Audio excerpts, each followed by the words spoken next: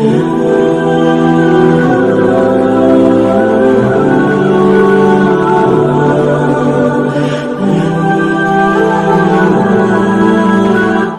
آپ کو ایمان اور یقین حاصل ہو تو پھر دعا کریں اللہ اس پر استقامت عطا فرمائے، پھر اس پہ ڈٹ جائے۔ نبی پاک صلی اللہ علیہ وسلم نے فرمایا میں اس بات کا خوف نہیں کرتا کہ میری امت کمزور ہو جائے گی، اس بات کا ڈر نہیں کہ پیسے ختم ہو جائیں، نہ یہ خوف ہے کہ بھوکی مرے گی۔ حضور کس بات کا خوف ہے؟ تو نبی پاک نے فرمایا خوف یہ ہے کہ ان کا یقین کمزور ہو جائے گا۔ یاد رکھیں اگر اعتبار نہ ہو تو گھر نہیں چلتا، تو اگر اللہ رسول پر یقین کامل نہ ہو تو پھر بندہ مسجد نہیں آ سکتا، پھر اس کا دین نہیں چلتا، پھر اس کے لیے مشکل ہے نماز، پھر اس کے لیے مشکل ہے راہ خدا میں خرچ کرنا۔ میرے نبی پاک نے فرمایا یوں نہ کہا کر کہ یا اللہ چاہے تو دے چاہے تو نہ دے، جب مالک سے مانگ تو کہا کر یا اللہ تجھی سے مانگنا ہے، میں لے کے اٹھوں گا، تو مجھے دے گا۔ فرمایا جتنا تیرا یقین کامل ہوگا اتنا ہی اللہ تجھے جھولی بھر کے عطا فرمائے گا۔ کمزور سا مسلمان، لڑکھڑاتا سا مسلمان دیکھتا ہوں کرتا ہوں، اور یہ بھی نہ دیکھا کریں بھائی ایمان یقین کو استقامت کے درجے پہ لیں، یہ نہ دیکھا کریں کہ وہ کیسے دے گا، وہ کسی وسیلے کا محتاج نہیں ہے، وسیلے کو پسند کرتا ہے، پر وسیلے کا محتاج وہ بغیر وسیلے کے بھی دے دیتا ہے۔ ہر آدمی ماں باپ کے ذریعے پیدا ہوتا ہے، اگر پیدا کرنا چاہے تو جناب عیسیٰ کو بغیر باپ کے پیدا کر دیتا ہے، اگر پیدا کرنا چاہے تو حضرت آدم کو بغیر ماں اور باپ کے پیدا کر دیتا ہے۔ جب یقین رکھیں، یقین، قرآن مجید پڑھیے، حضرت موسیٰ علیہ السلام فرعون کے دربار میں کھڑے ہیں، چاروں جانب دشمن ہی دشمن ہے، جادوگر آ گئے، انہوں نے سانپ چھوڑے، حضرت موسیٰ کے ہاتھ میں ڈنڈا تھا، حضرت موسیٰ کہتے ہیں یا اللہ کیا کروں؟ تو اللہ تعالیٰ نے فرمایا اپنا عصا پھینک دو۔ کہنا چاہیے تھا نا کہ یا اللہ ایک ہی تو شے ہے، اتنے سانپ ہے، بچانے کے لیے ڈنڈا ہے وہ پھینک دوں؟ ڈنڈا پھینکا جاتا ہے، سانپ کو دیکھ کر کے قابو کیا جاتا ہے۔ یہ میرا اور آپ کا ذوق ہے نا، لیکن انبیاء کرام کا انداز ملاحظہ کیجئے میرے عزیزو۔ اللہ فرماتے ہیں ڈنڈا، اے موسیٰ ڈال دے اپنا عصا، پہلے نہیں فرمایا کہ سانپ بن جائے گا، فرمایا بس تو ڈال دے۔ میں اور آپ ہوتے ہیں تو سام سامنے ہے، ڈنڈا ہاتھ میں ہے، ہم کہیں گے عجیب بات ہے، یہی تو دفاع کی چیز ہے، اسی کو ڈال دوں تو بچوں گا کیسے؟ کہا ڈال دو، تو حضرت موسیٰ نے ڈال دیا، کہا میرے رب کا حکم ہے تو میرے لیے بہتر ہی ہوگا۔ اللہ فرماتے ہیں جب موسیٰ نے ڈالا تو میں نے اس ڈنڈے کو، اس عصا کو اژدہا بنا دیا۔ اب کبھی عصا بھی اژدہا بنے، کبھی چھڑی بھی بہت بڑا اژدہا بنی ہے، لیکن قرآن کہتا ہے جناب موسیٰ نے ڈالا تو اللہ نے اژدہا، بلکہ اس سے پیچھے چلیے، عورتیں کمزور یقین کی ہوتی ہیں نا، جناب موسیٰ پیدا ہوئے تو اللہ فرماتے ہیں میں نے موسیٰ کی ماں کے دل میں بات ڈالی، ماں کے دل میں صندوق میں ڈال کے تو اس کو دریا میں بہا دے۔ اور بھائی صندوق میں کہہ سکتے ہیں نا آکسیجن کیسے جائے گی، اور دریا میں بچے بچنے کے لیے ڈالے جاتے ہیں کہ ڈوبنے کے لیے ڈالے جاتے ہیں؟ ماں کے دل میں یقین کمزور نہیں تھا ماں کا۔ انبیاء کے ماں باپ موحد ہوتے ہیں، دین کو ماننے والے، ماں کے دل میں اللہ نے بات، اللہ قرآن میں کہتے میں نے وحی کی، میں نے القاء کیا، میں نے بات ڈالی۔ حضرت موسیٰ کی ماں کہتی ہے میں نے ڈال کے نا سمندر میں بیٹا، میں نے سمندر میں بیٹا ڈال کے صندوق میں بند کر کے رب کے حوالے کیا۔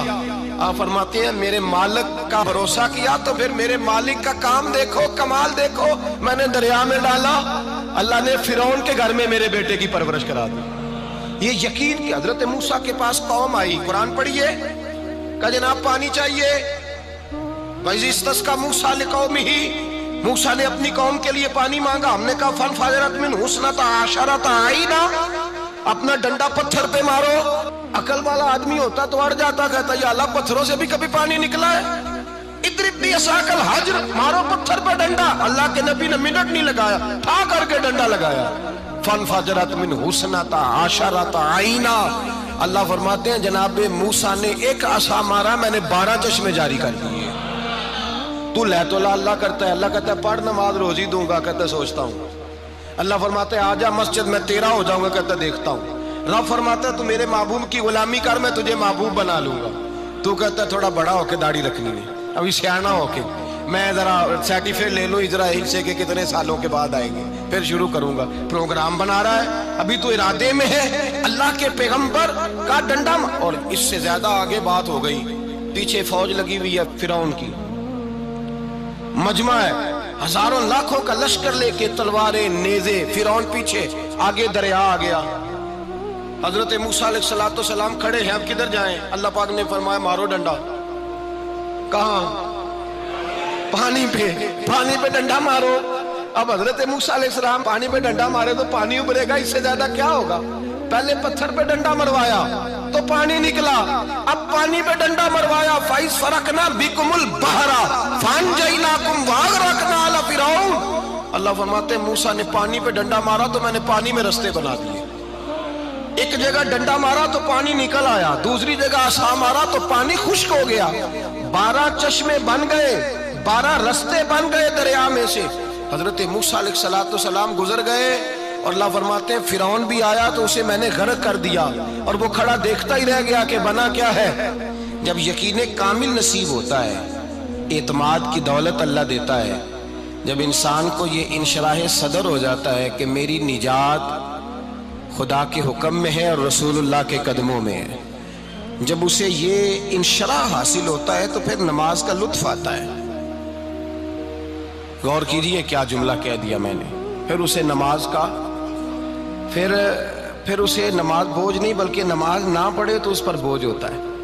پھر قرآن مجید اس کی روح کا ساتھی ہو جاتا ہے، پھر عبادات، تقوی، پرہیزگاری، پھر وہ ایک سنت کے چھوٹنے پر پریشان رہتا ہے جب یقین کی دولت نصیب ہوتی ہے۔ قرآن مجید فرقان حمید نے کہا ایمان لاؤ تو پھر ایمان پہ ڈٹ جاؤ، مسلمان بنو تو پھر اسلام پر۔ پھر یہ جو کمزوری ہے نا، یہ دیکھتے ہیں، کرتے ہیں، چلتے ہیں، ابھی کل، ابھی پرسوں، بہانے، ہیلے، ابھی میں نماز شروع کرتا ہوں، دیکھتا ہوں لا الہ الا اللہ محمد الرسول اللہ صلی اللہ علیہ۔ جب کسی نے کلمہ پڑھا تو اس پر پورا دین ضروری ہے، پورا۔ اب وہ یہ نہیں کہہ سکتا کہ تھوڑا تھوڑا کر کے آؤں گا۔ یقین کی دولت نعمت ہے۔ اللہ پاک قرآن مجید میں فرماتے ہیں ان الذین قالوا ربنا اللہ ثم استقاموا، جنہوں نے کہا کہ اللہ ہمارا رب ہے اور پھر وہ اس پر ڈٹ گئے، پھر اس پر وہ کہا تو ڈٹ گئے، کھڑے ہو گئے، نہیں اللہ ہی رب ہے، اللہ ہی دینے والا، اللہ ہی مالک، اللہ ہی ہمارا رازق ہے، رب ہی ہمارا سب کچھ۔ جب ڈٹ گئے تو فرمایا تتنزل علیہم الملائکہ، پھر میں ان کی مدد کے لیے آسمان سے فرشتوں کا نزول فرمایا کرتا ہوں۔ فرشتے کیا کہتے ہیں؟ اللہ تخافوا ولا تحزنوا، غم نہ کرنا، خوف نہ کھانا، وابشروا بالجنۃ التی کنتم توعدون، ہم تو تمہیں اللہ تبارک و تعالیٰ کی اس جنت کی خوشخبری دینے آئے ہیں جس کا رب نے تمہارے ساتھ وعدہ کیا ہوا ہے۔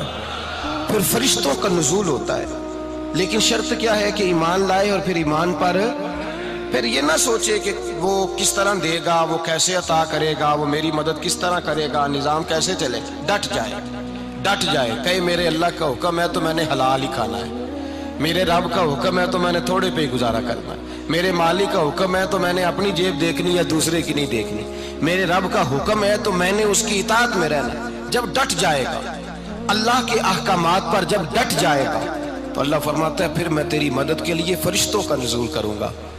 نبی پاک صلی اللہ علیہ وسلم نے فرمایا 2 دولتیں اگر کسی کو اللہ دے دے تو سمجھے اللہ نے اسے دنیا کی سب سے زیادہ دولت عطا فرما دی۔